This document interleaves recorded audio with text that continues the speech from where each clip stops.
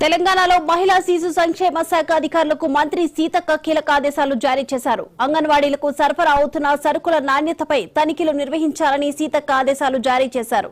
సరుకుల నాణ్యతపై ఎక్కడా రాజీ పడొద్దని మంత్రి స్పష్టం చేశారు. అంతేకాకుండా అంగన్వాడీలకు సరైన సరుకులు సరఫరా చేయకపోతే సప్లయర్లను బ్లాక్ లిస్టు చేస్తామని కూడా మంత్రి హెచ్చరికలు కూడా జారీ చేశారు. ఈ నేపథ్యంలో క్షేత్ర స్థాయిలో విస్తృత తనిఖీలు చేపట్టాలని మంత్రి సీతక్క ఆదేశాలతో జిల్లా అధికారులు అప్రమత్తమయ్యారు.